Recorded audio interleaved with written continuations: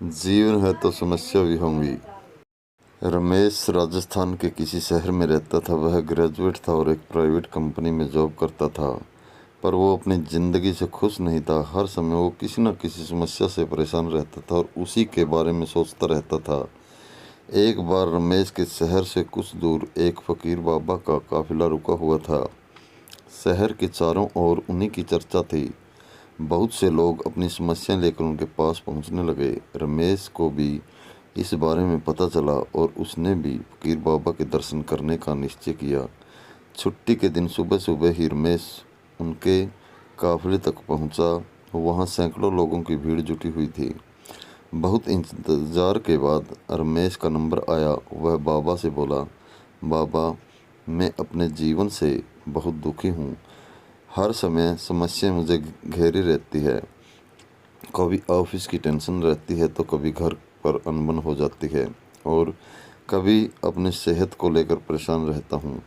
बाबा, कोई ऐसा उपाय बताओ कि मेरे जीवन में सभी समस्याएं ख़त्म हो जाए और मैं चैन से जी सकूं। बाबा मुस्कुराए और बोले, पुत्र, आज बहुत देर हो गई है। मैं तुम्हारे प्रश्न का उत्तर कल सुबह दूंगा, लेकिन क्या तुम मेरा एक छोटा सा काम करोगे? ज़रूर करूंगा, रमेश उत्साह के साथ बोला। देखो बेटा, हमारे काफिले में 100 ऊँट हैं और उनकी देखभाल करने वाला आज बीमार पड़ गया है।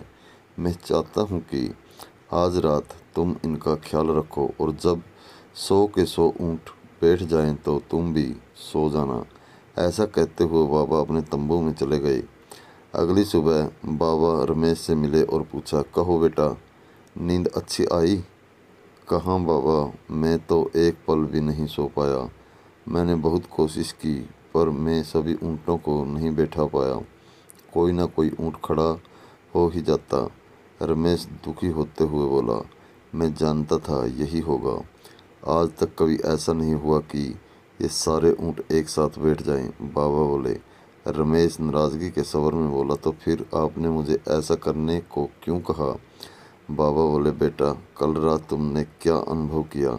यही ना कि चाहे कितनी भी कोशिश कर लो, सारे ऊँट एक साथ नहीं बैठ सकते।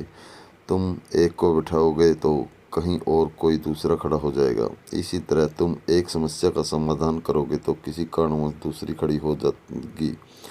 उत्तर, जब तक जीवन है ये समस्याएं तो बनी ही रहेंगी, कभी कम तो कभी ज़्यादा। हमें क्या करना चाहिए? रमेश ने जिज्ञासावश पूछा। इन समस्याओं के बावजूद जीवन का आनंद लेना सीखो। कल रात क्या हुआ? कई ऊँट रात होते होते खुद ही बैठ गए। कई तुमने अपने प्रयास से बिठा दिए, पर बहुत से ऊँट तुम्हारे प्रयास के बाद भी नहीं बैठे और जब बाद में तुमने देखा तो पाया कि तुम्हारे जाने के बाद उनमें से कुछ खुद ही बैठ गए। कुछ समझे, समस्या भी ऐसी ही होती हैं। कुछ तो अपने आप ही ख़त्म हो जाती हैं, कुछ को तुम अपने प्रयास से हल कर लेते हो और कुछ तुम्हारे बहुत कोशिश करने पर भी हल नहीं होती। ऐसी समस्याओं को समय पर छोड़ दो। उचित समय पर वे खुद ही ख़त्म हो जाती हैं। और जैसा कि मैंने पहले कहा, जीवन है तो कुछ समस्याएं रहेंगी ही रहेंगी, पर इसका ये मतलब नहीं कि तुम दिन रात उन्हीं के बारे में सोचते रहो। ऐसा होता तो ऊँटों की देखभाल करने वाला कभी सो नहीं पाता। समस्याओं को एक तरफ रखो और जीवन का आनंद लो। चैन की नींद सो, जब उनका समय आएगा वो खुद ही हल हो जाएंगी। उत्तर, ईश्वर के दिए हुए आशीर्वाद के लिए उन्हें धन्यवाद करना सीखो।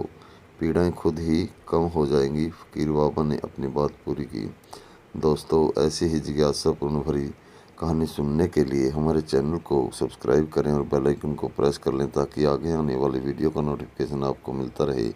आपको कहानी कैसी लगी आप हमें कमेंट करके बता सकते हैं और कहानी को शेयर करके लाइक करना न भूलें। दोस्तों, धन्यवाद।